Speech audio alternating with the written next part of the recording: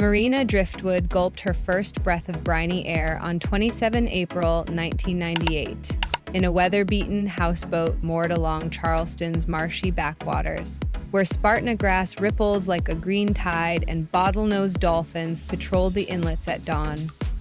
Her mother, a traveling gula jazz saxophonist who slipped dried honeysuckle inside her reed case, steadied a lullaby over the newborn's crib. Her father, a hurricane recon pilot who sketches spiral bands on diner napkins, leaned so near their cheeks brushed and promised his daughter that any sea will open for a body that refuses to make itself small.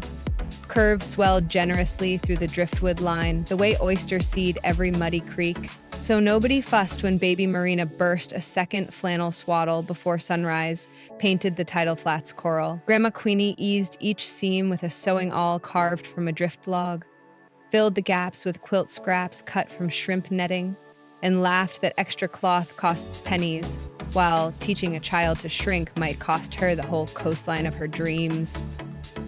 Grade school mornings smelled of chalk, fried whiting, and low-tide mud. Marina stood a head taller and a shoulder wider than every classmate, blocking the overhead glow whenever she diagrammed compound sentences. One recess, a pair of boys bounced around her, chanting, "Trawler boat!" each time she jumped the chalk hopscotch grid. That evening, she combed the shell bank for soda caps polished by current, threaded them on fishing leader into a glittering backbone, and stitched the chain down her seafoam cardigan. Dawn light scattered silver constellations across acoustic ceiling tiles, and a visiting literacy coach filmed 8 seconds on an ancient phone, later posting the clip to a newborn video site. By the next sunrise, 17,000 strangers had applauded the girl, who turned ridicule into lighthouse sparkle. Marina jotted a vow across her science folder in teal ink.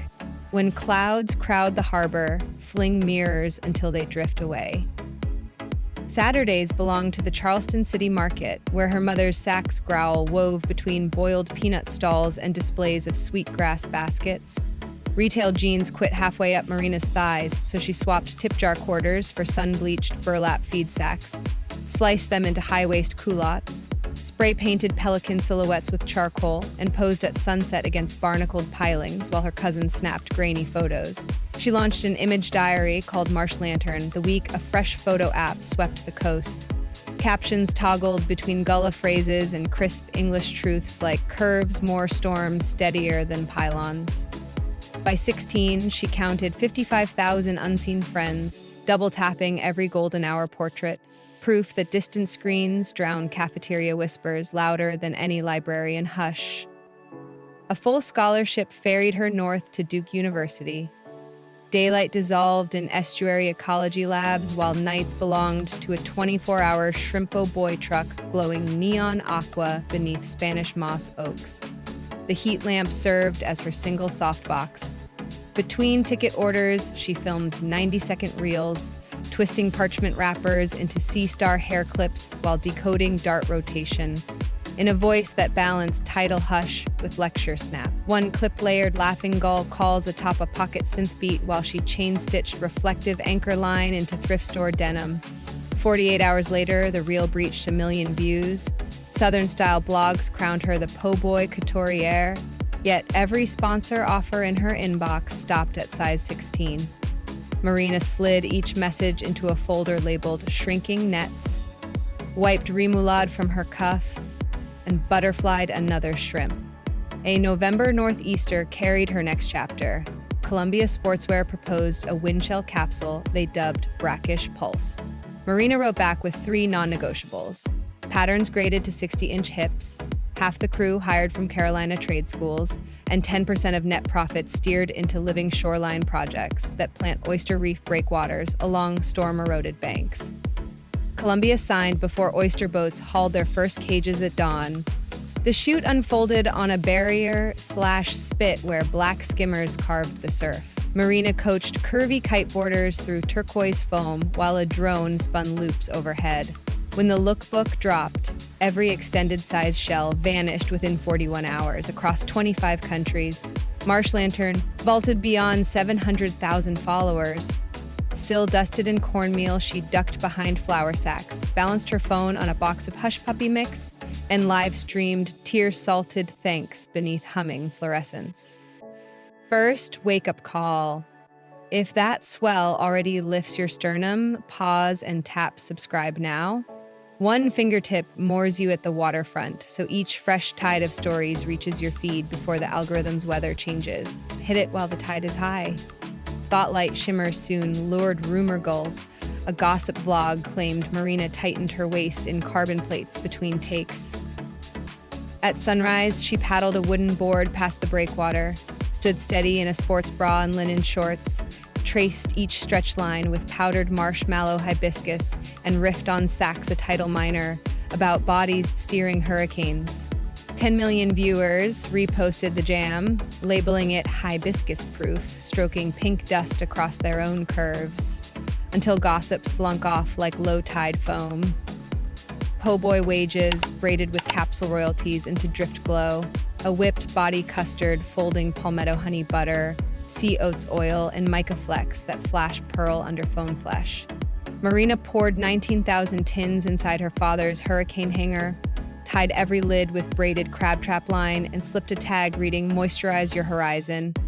Stock disappeared in 83 minutes, tallying $197,000, 20% seeded beacon grants delivering heavy-duty surgers and pocket hydrophones to plus-size teens in marshland towns from Beaufort to Brunswick.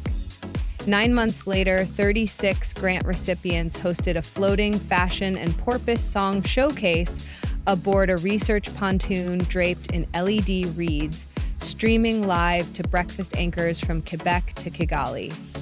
Charleston Fashion Week minted new harbor lore when a rogue wind cannon shredded her emerald mesh gown from rib to knee 90 seconds before curtain.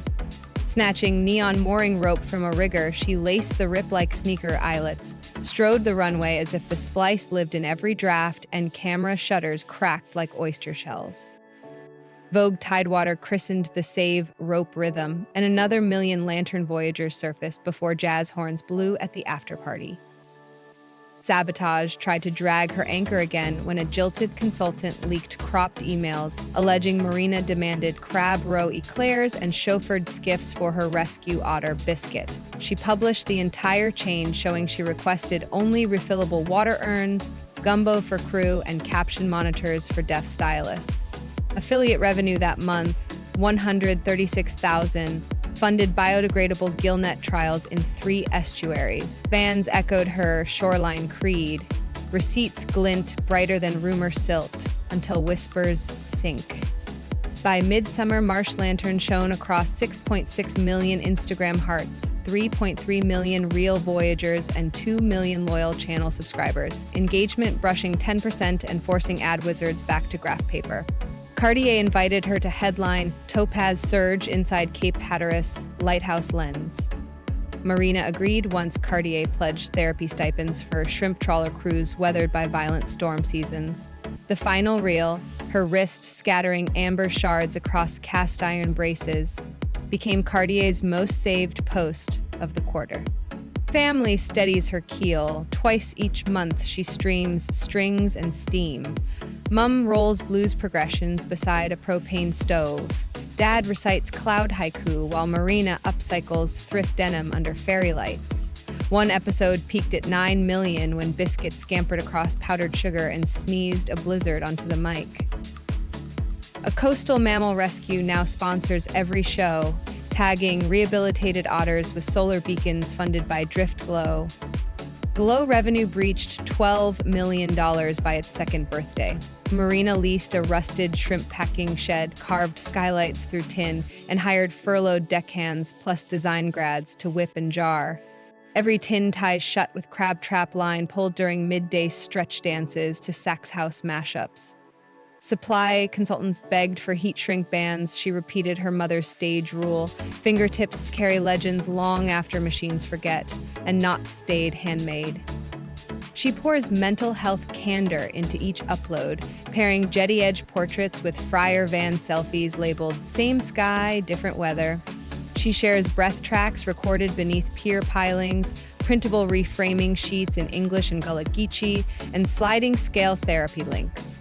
106,000 followers credit her marsh clear openness as their first safe harbor. Community rides gleam under crushed shell paint. Hundreds pedal the boardwalk at dusk wearing drift glow across collarbones and LED blue crab tails on spokes. Ticket proceeds deepen beacon grants and build wheelchair snorkel lifts at tidal creeks. Fish shacks keep burners lit late on ride nights because clam chowder bowl sales jump 15%. Marina pedals lead on a cruiser with biscuit plush zip-tied to the wicker basket, pausing to knot any rider's dragging shoe. Her memoir, Currents Keep Names, will breeze into 11 languages next spring, while a streaming crew trails her blueprint to convert mothballed weather buoys into floating maker labs for Barrier Island schools. Puma's wide twee wave lantern sneakers launch next quarter, threaded with reflective rope and cushioned by algae foam, channeling 10% of proceeds straight into beacon projects up and down the Atlantic coast. Second call rings across the channel. If your subscribe button is still red, switch it gray right now. A single click hooks you to every new tide before the algorithm drift shifts the currents. Scroll into the description whenever you finish listening. Waiting there, fresh drift glow restocks, the lightning lane link for beacon funding, tonight's strings and steam playlist, and one discreet compass, a research-backed guide brimming with conversation sparks and simple confidence rituals that help you spark genuine connection and, yes, the most infallible way to inspire any woman to fall head over sneakers in love. The map is yours, no gate, no gimmick. Press like if the soda cap spine, rope rhythm miracle, or biscuit sneeze brightened your night. Drop your favorite splash in the comments, then share this passage with a friend whose sails sag in doldrums. Every curve redirects currents, every scar refracts moonlight, and the Carolina coast bows to anyone who sets 2 wide feet on the pluff mud and greets tomorrow unblinking.